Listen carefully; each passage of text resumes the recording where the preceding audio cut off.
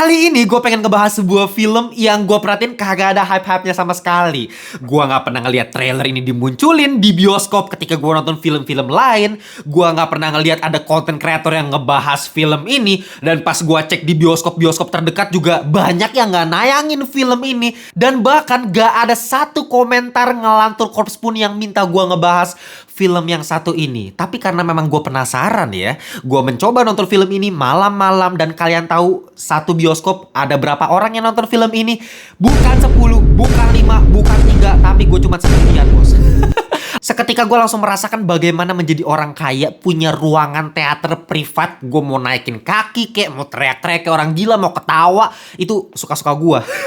Cuma setelah gue nonton film ini, gue cek review-review luar negeri bagaimana tanggapannya terhadap film ini. Banyak banget yang sampah-sampahin nih film. Banyak banget yang bilang film ini jelek mampus. Rotten Tomatoes ngasih 26% doang. IMDb ngasih cuman 5-an doang. Bahkan kincir cuman kasih 2K rating. Jadi memang semua mengenai film ini buruk. Tapi entah kenapa gue punya pendapat yang berbeda seputar film yang satu ini. Ya memang film ini bukan film yang bagus, tapi gue tetap enjoy banget nonton filmnya.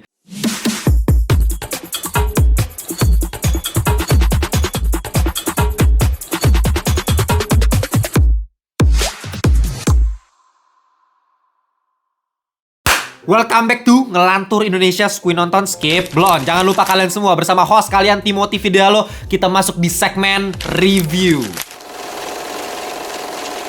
Dan selalu gue ingatkan, review dari Ngelantur selalu non-spoiler. Dan buat kalian juga yang belum join grup Telegram, linknya udah gue taruh di description box. Tinggal diklik linknya, langsung gabung sama 3.800-an Ngelantur Corps yang lain. Kita bisa ngobrolin seputar perfilman, TV series, anime, atau hal apapun seputar pop culture. Oke, langsung aja kita masuk ke film berjudul Harold and the Purple Crayon.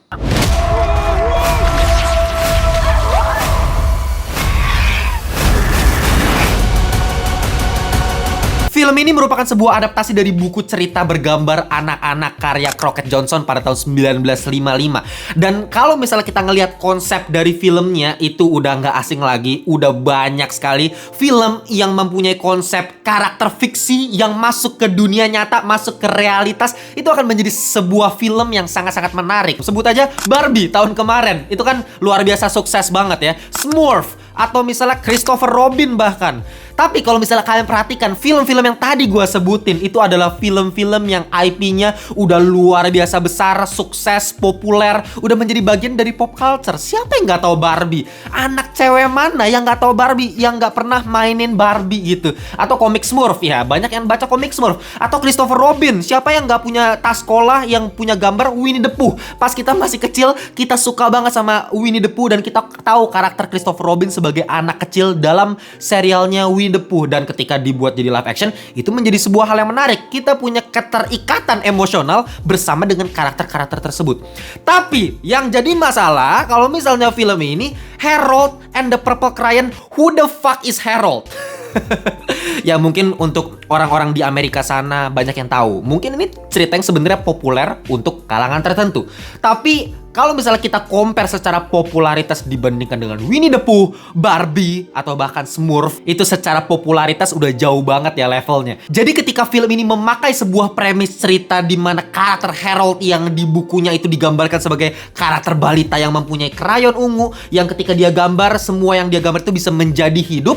Ya, kalau misalnya kita nggak tahu who the fuck is Harold, ya gimana caranya kita bisa punya koneksi hubungan dengan Harold yang diceritakan di film ini menjadi dewasa gitu. Beda kalau misalnya kayak tadi film Christopher Robin. Ya at least kalau lu nggak nonton Winnie the Pooh pun lu bakal tahu Christopher Robin itu adalah anak kecil yang ada di Winnie the Pooh. Dan ketika itu diadaptasi menjadi seseorang yang sudah dewasa, yang melupakan semua imajinasinya mengenai Winnie and Friends, itu kan menjadi sebuah film premis yang sangat-sangat menarik dan emosional gitu. Dari poster, dari premis itu gue langsung tertarik pengen nonton film itu. Sedangkan ya ini siapa gitu, gue nggak peduli sama si Harold ini kan. Tapi kalau misalnya kita harus ukur ukur film ini berdasarkan film yang berdiri sendiri aja, film yang ceritanya baru, apakah film ini bisa dinikmati? Ya untungnya ketika kalian nonton film ini dari awal, opening filmnya udah menggambarkan, udah menceritakan sebenarnya Harold ini siapa, karakternya seperti apa, teman-temannya dia siapa, ada si Rusa, ada si Landak, dunianya seperti apa, cara sistem kerja Krayon itu seperti apa. Jadi kita diperkenalkan lah sama dunia yang ada di bukunya si Crockett Johnson itu, dan itu digambarkan dengan animasi 2 dimensi. Jadi dari opening filmnya itu animasi 2 dimensi, dan gue cukup kaget, gue cukup seneng nontonnya. Di luar ekspektasi gue yang dari awal, sebenarnya gue cukup pesimis untuk menonton film ini. Jadi kalau kalian follow Instagram Ngelantur, gue udah selalu bikin story tuh kalau misalnya gue mau nonton film, gue jepret dulu tuh poster filmnya, dan gue udah mikir, kok perasaan gue kagak enak ya nonton film ini gitu. Karena dari posternya kayak nggak meyakinkan, terkesan seperti film yang super receh, yang bakal jadi film yang ya bakal jadi nggak memorable gitu filmnya.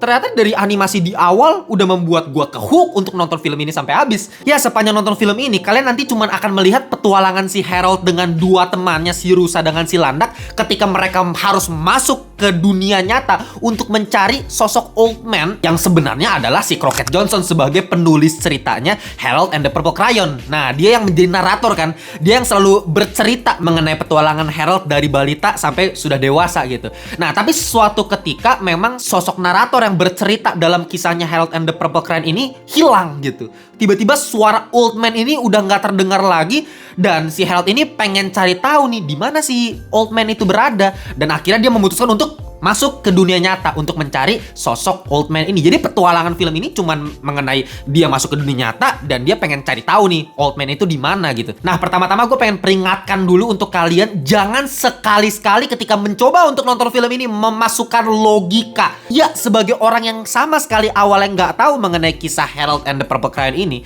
ketika nonton film ini di awal-awal gue langsung keinget sama sebuah serial kartun masa kecil, Chalk Zone. Ayo, siapa yang nggak tahu serial satu ini? Mungkin buat Gen Alpha nggak bakal tahu lagi tuh serial yang satu ini.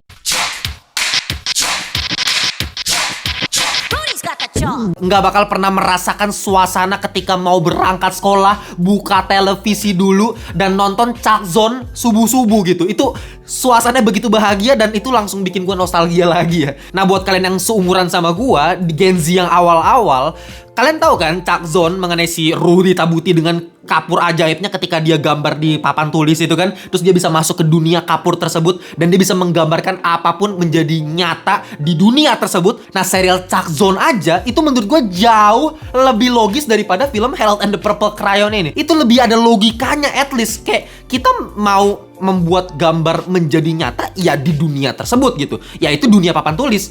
Jadi ketika kita gambar apa di papan tulis, kita hapus, apapun yang kita gambar itu menjadi nyata di dunia dalam papan tulis. Itu kan lebih make sense gitu ya. Sedangkan di film ini kayak bener-bener absurd, seabsurd-absurdnya si Harold bisa gambar pintu masuk ke dunia nyata, dia masuk, dan di dunia nyata pun krayon ungunya tetap bisa bekerja gitu. Dia gambar pesawat, pesawatnya bener-bener jadi pesawat yang berwarna ungu. Dia gambar parasut, bener-bener parasutnya bisa bekerja dalam kehidupan nyata. Dia gambar puma, jadi puma beneran di toko gitu. Dia gambar ban, jadi ban beneran. Jadi memang menurut gua ini udah nggak ada logikanya sama sekali, dan lu jangan coba-coba mikirin logika di film ini. Termasuk juga nanti kalian akan melihat 2 teman dari si Harold, si Rusa dan si Landak. Kayak contohnya ketika si Rusa masuk ke dunia nyata, dia jadi orang yang diperankan sama Lyrell Howery, yang memang merupakan seorang komedian. Ya, beberapa kelakuan dia memang lucu sih. Cuma ya kelakuan Rusa yang harusnya dia selama ini adalah Rusa gitu ya, itu cuman kayak sekali 2 kali ketika dia garuk-garukin badan ke tembok gitu ya.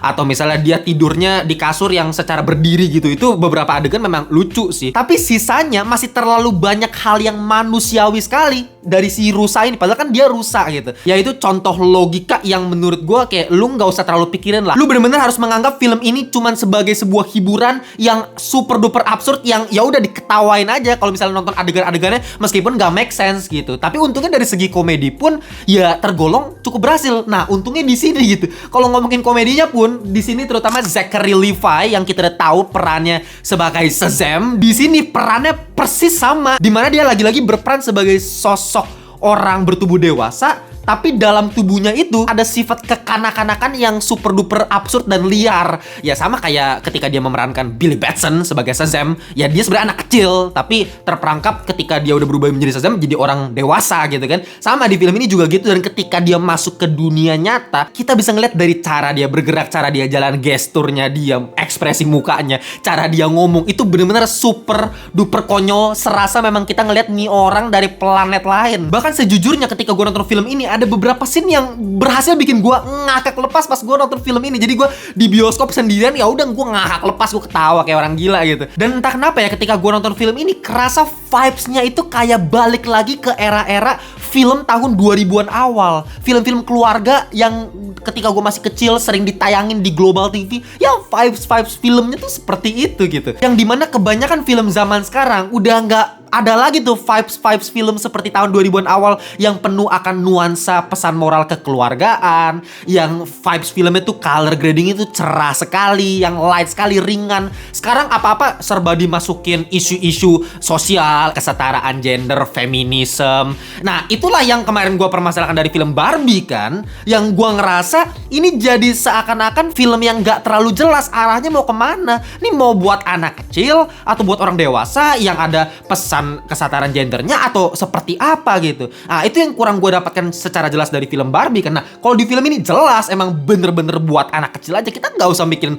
hal-hal tersebut yang udah banyak dimasukkan di film-film era sekarang gitu. Dan gue nggak heran lagi kalau misalnya sutradara dari film ini ternyata si Carlos Saldanha, yang dia udah pernah bikin film-film animasi keluarga seperti Ice Age atau Rio, yang memang selalu bisa menghibur sebagai tontonan untuk keluarga di tahun 2000-an awal gitu. Jadi buat kalian yang lagi-lagi Gen Z seumuran gue tuh bakal merasakan hal yang sama. Dan film itu mengembalikan vibes masa kecil kita yang seperti itu. Dan meskipun film ini terkesan absurd banget ya, tapi entah kenapa gara-gara nonton film ini gue keinget masa kecil gue lagi ya. Meskipun lagi-lagi ini gue ngomongin hal yang subjektif ya, karena ini masa kecil gue. Ini ngomongin masalah relatability-nya buat hidup gue.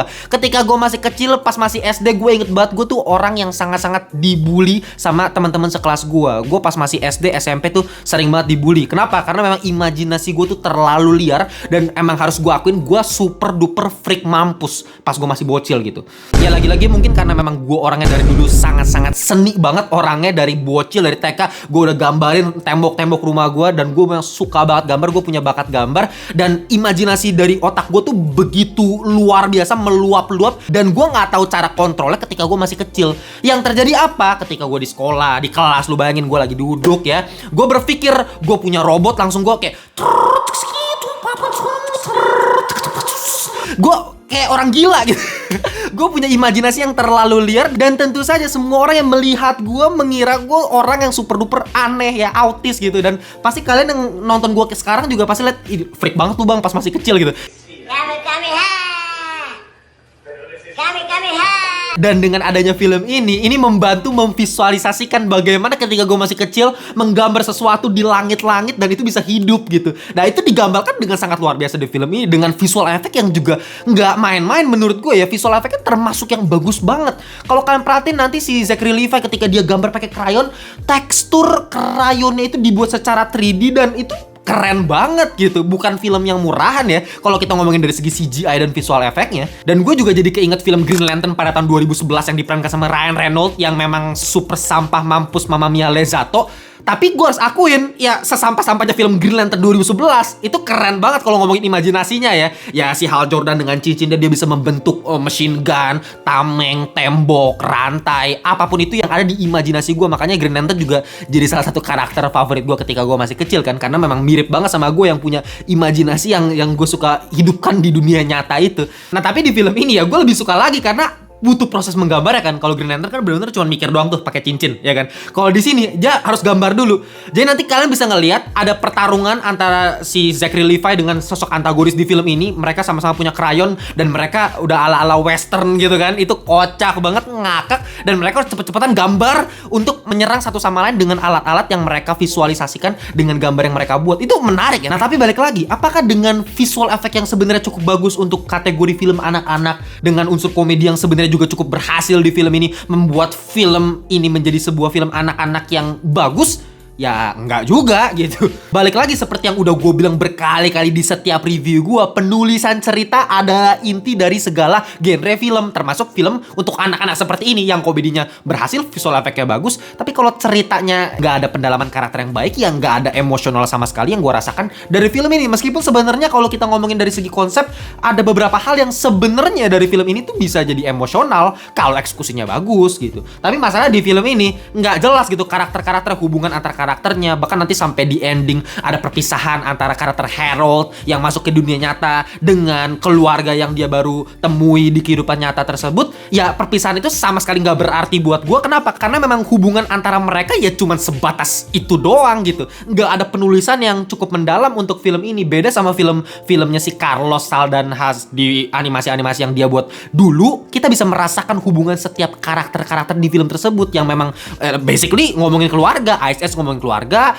Rio juga ngomongin keluarga, bahkan Ferdinand juga, itu filmnya si Carlos juga, itu ngomongin keluarga juga antara si banteng dengan si manusia gitu. Bahkan kalau misalnya gue kasih contoh film anak-anak yang jadul yang recehan juga, Sky High kalau kalian tahu, yang juga sering dimunculin di Global TV, itu pun penulisan ceritanya juga bagus gitu loh. Hubungan antara karakternya, antara si karakter utama dengan orang tuanya, hubungan karakter utama dengan orang yang dia sukain, yang ternyata plot twist dia penjahat dan lain-lain, itu semua hal yang sangat menarik, dan itu ngomongin penulisan cerita. Dan itu kita nggak bisa ngeliat dari film ini lagi. Ini basi banget gitu. Padahal lagi-lagi kalau kita ngomongin antagonisnya mengenai seseorang penulis novel yang punya imajinasi yang begitu luar biasa, tapi nggak ada yang suka sama novelnya dia nggak laku, dan dia pengen balas dendam. Itu kan sebenarnya cerita yang menarik untuk sebuah film anak-anak. Tapi lagi-lagi eksekusinya nggak jelas gitu. Nanti cuman ya begitu doang akhirannya. Ya ini film yang template basi, satu layer. Untungnya memang diselamatkan dengan komedi-komedinya aja. Jadi kalau misalnya banyak yang bilang ini film yang sangat-sangat sampah, tolol, kalau kita ngeliat dari perspektif ini sebagai film anak-anak, nggak sesampah itu juga buat gue. Makanya kalau misalnya gue harus kasih final score, gue mungkin kasih 6/10 alias kurang. Ya ini nggak masuk di kategori sampah buat gue, karena masih bisa dinikmati. Apalagi kalau misalnya pulang kerja mau nonton bareng keluarga sama istri sama anak, ini sangat-sangat masih bisa gue rekomendasikan sebagai film keluarga. Oke, itu aja pembahasan mengenai film Harold and the Purple Crayon. Kita jumpa di video berikutnya. Bye-bye semuanya.